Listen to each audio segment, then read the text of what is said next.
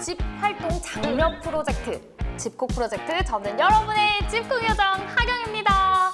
여러분, 저희 오늘도 재미있고 유익한 경제 이야기 우리 대표님과 함께 나눠볼 텐데요. 대표님 인사 한번 부탁드립니다. 네, 안녕하세요. 오늘도 돈 버는 투자에 대한 방법을 한번 말씀을 드려볼까 합니다.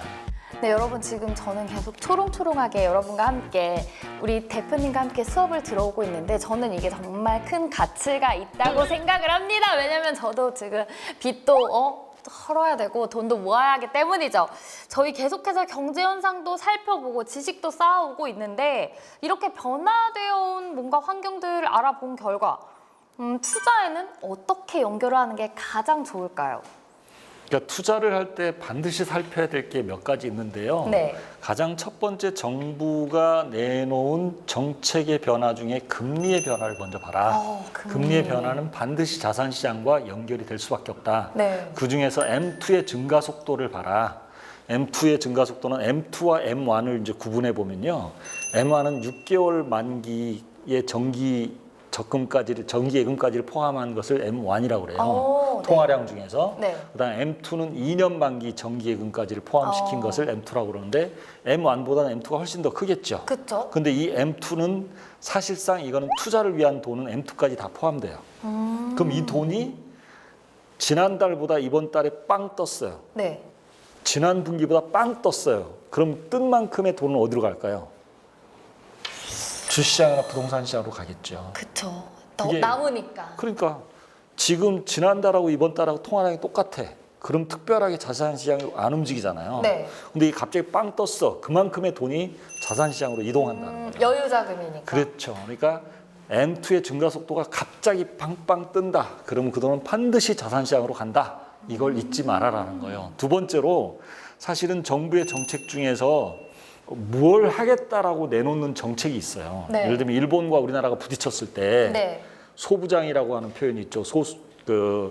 그 소재, 장비, 부품이라는 그것을 일본에서 우리나라에 뭐 수출을 못 해주겠다고 할 맞아. 때 부딪혔을 때 우리나라 자체적으로 정부가 소부장에 대해서 굉장히 많이 지원하겠다라고 하면서 대통령이 가서 당시에 은행에 가서 무슨 펀드를 하나 가입했거든요. 그럼 사람들이 이 종목을 가입해야 되나 말아야 되나 했는데 저는 무조건 가입해라. 왜냐하면 정부 정책이니까. 정부 정책은 그게 안 되면 안 되니까 거기다 돈을 집중적으로 물량을 넣거든요. 그러면 이 업종이 뜰까요, 안 뜰까요? 뜨면 결국은 이 펀드는 대박이 나는 거예요. 그쵸. 대통령 가입한 펀드가 거의 100% 수익 났어요. 그러니까 이런 것들을 먼저 보실 필요가 있던 거예요. 두 번째 반드시 봐야 될 게 정부 네. 정책이라는 거예요. 세 번째 보실 게 이제 산업의 변화. 그때 당시에 인터넷이 중심이었고 스마트폰 중심이었고 지금은 화상회의 중심, 원택. 맞아요. 그 다음에 비접촉으로 그 배달 이런 쪽. 그러면 이제 배달과 관련해서 제일 많이 하는 게 뭐예요? 결제. 네. 카드 결제나. 카드나 뭐 이렇게 결제하잖아요. 페이로, 자동으로 네, 페이로 맞아요. 결제되잖아요. 그럼 결제와 관련된 PGR이니 뭐 이런 것들이 다 있어요. 그 안에. 그럼 그런 업체들을 찾아보면 그게 기가 막히게 뜨는 찬스가 되는 거죠. 그런 종목을 찾아내는 게 결국 투자와 연결되는 것들이 어떤 현상이 발생하는지를 보면서 찾아내는 것이라 보시는 거죠. 근데 저희 계속해서 이제 나오는 집콕 프로젝트의 단골 주제가 있습니다. 바로 투자하기 전에 먼저 알고 들어가야 되는 거 이제 금리입니다. 금리 이거는 맨날 나오고 있는데 저희 유동성이 확대가 되고 금리가 떨어지면은 실물 가치가 상승한다. 그러니까 실물 가치가 상승한다기보다 이제 자산 가치가 상승한다고 말씀드리는 게 맞는데요. 네. 그러니까 앞서도 제가 말씀드렸지만 M2의 증가 속도가 빨라지면 금리가 떨어지면 M2가 증가해요. 네. 그 증가하는데 급격한 그 현금 유동성 통화량 공급은 M2의 증가 속도를 가속화시켜요. 가속화시키면 이 돈은 가속화된 걸로 부동산으로 가요. 가속화된 속도로 주시장으로 흘러가요. 그러니까 실물 가치라고 일컬어지는 부동산 시장과 주시장의 자산 가치가 급격하게 올라가는 그런 구조를 갖게 되는 거죠. 그러면서 동시에 이때 나타나는 현상이 하나 생기게 되는데요. 네. 달러 가치의 변화가 발생해요. 달러 가치가 이제 우리나라 돈이 급격하게 풀리고 미국 돈도 풀리고 우리나라 돈도 풀릴 때는 괜찮은데 미국 돈이 걷어들이면요. 네. 우리나라에 이렇게 뿌려놓은 돈이 가치가 못 올라가요. 그럼 달러 대비 원화 가치가 너무 싸지는 거예요. 네. 그래서 이게 1,100 뭐 10원, 20원 하던 게 1,150원 가더니 1,170원까지 와버렸거든요. 그럼 이게 1,200원 어느 순간 가버리면 이게 달러 가치와 우리나라 가치가 달라져 버렸다는 얘기가 되는 거죠. 그래서 이런 것들을 주목해 보셔야 돼요. 그래서 지금은 달러에도 살짝 발을 담궈야 되는 시기가 되고 있는 거죠. 달러 진짜 어렵던데 이제 또 다양하게 알아봐야지 이제 부자가 될 수 있네요. 그러면 금리는 앞으로 어떻게 또 변화를 하고 실물 가치에 어떤 거에 더 투자를 하는 게 좋을까요? 우리나라 금리는 이제 미국이 금리를 올리기 전에 먼저 올려야 돼요. 두 가지 이유 때문에. 하나는 그 미국의 경기에 비해서 만약에 미국이 돈을 회수해 가버리면요. 우리나라는 아까 말씀드렸지만 외국인 지분율이 높기 때문에 외국인이 빠져나가면 상당히 심각해져요. 그래서 금리를 좀 더 올려서 외국인 돈을 붙잡아 놔야 돼요. 그게 첫 번째고요. 두 번째로는 시중에 풀린 돈 때문에 인플레이션이 너무 커지고 있어요. 그럼 네. 인플레이션이 너무 커지는 데다가 또 하나의 문제는 가계부채가 너무 급증하니까 가계부채를 잡으려면 금리 인상을 필요로 해요. 그렇죠. 그러니까 그렇기 때문에 금리를 우리나라가 미국보다 먼저 올릴 수밖에 없는데 이 올리면 결국은 달러 값이 어느 정도 유지가 될 텐데요. 그런데 우리나라는 그걸 계속할 수가 없어요. 이번에 0.25% 올렸지만 앞으로 0.25% 올리는 데까지 상당한 시간이 걸릴 거예요. 맞아요. 그렇기 때문에 달러 값이 올라갈 수밖에 없다. 그런데 금리가 이렇게 낮기 때문에 갑자기 주시장이 폭락을 하거나 뭐 부동산 시장이 폭락을 하거나 그런 일은 당분간 발생하기는 쉽지 않다. 다만 2023년부터는 좀 조심해야 된다라는 얘기를 할 수가 있는 거죠. 그렇다면 이제 투자의 꽃이죠. 어떻게 보면 주식은 저희 보면은 이제 주식 투자 전에 그래 이거는 꼭 살펴봐라.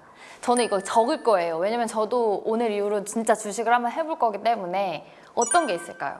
그러니까 지난번에도 제가 한번 말씀드린 주식 투자에서 제일 중요한 게 네 가지. 트렌드, 사이클, 계절성, 그다음 불규칙성 이 네 가지를 살펴야 된다. 그 중에서 제일 중요한 게 트렌드다.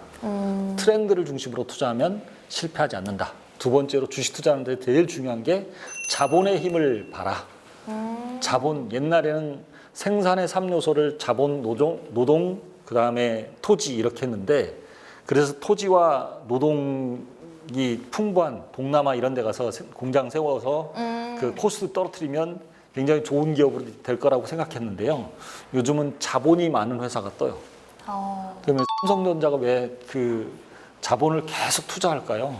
그런 데가 결국은 이 회사는 그 토지나 이런 생산성보다 더 중요한 게 자본의 힘에 의해서 적용된다. 그래서 자본이 많은 선진국, 미국, 유럽, 선진국 중심으로 투자해라. 그리고 세 번째는 이제 언택. 맞아요. 언택에 초점을 맞추는데 이 언택에서 제일 중요한 게 뭐냐면 그 시대의 모든 수익 사업을 다 주도하는 데가 있어요. 최근에 그 모 밀가루 업체가 맥주를 내놨거든요. 그 곰 그려져 있는. 네네. 네. 그 회사의 주가가 엄청나게 뜬 거 알아요? 그냥 그 맥주만 먹는 게 아니라 이 맥주는 어느 회사에서 나왔을까? 그 이 회사의 주가는 얼마일까? 한 번 더 들어가 보면 이 주가는 단기간에 확 뜰 수 있는 찬스가 되는 거죠. 지금 그리고 또 하나 보셔야 될 게 코로나19 이후에 이제는 위드 코로나예요. 어차피 알파, 베타, 감마, 뭐 림다 다 해봐야 소용없다. 어차피 나는 감기 걸리고 살 텐데 이제 코로나하고 같이 살래. 그러면 이 다음에 뭐가 나타날까요? 첫 번째 리오프닝 기업이 생겨요. 리오프닝 기업들. 다시 시작하는 거. 호텔, 면세점, 그다음에 그 카지노 이런 것들을 주목해 볼 필요가 있는 거죠. 또 하나 세 번째 생각할 수 있는 게 뭐냐면 결국은 그 앞으로 발생할 수 있는 인플레이션 문제. 인플레이션 문제와 그다음에 금리 인상 이런 문제. 네. 그럼 그거에 대한 대비책을 세워서 생각을 해보면 금융권이 좋겠구나. 금리가 올라오면 금융권이 좋겠죠. 금융회사 중에서 어디가 좋으냐, 단기적으로 어디가 좋으냐, 장기적으로 어디가 좋으냐 이걸 판단해 보시면 딱 답이 나오는 거죠. 진짜 많은 경제 전문가분들이 오셔서 투자에 대한 이야기를 할 때 공통점이 하나가 있는 게 뭔가 단기적으로 큰 수익을 바라지 마라. 이제 보시는 분들도 다들 그렇게 생각하실 것 같고요. 저희는 다음 시간에도 대표님과 함께 똑똑하고 꼼꼼한 투자에 대해서 배워보도록 하겠습니다. 그러면 저희는 다음 시간에 뵙겠습니다. 안녕!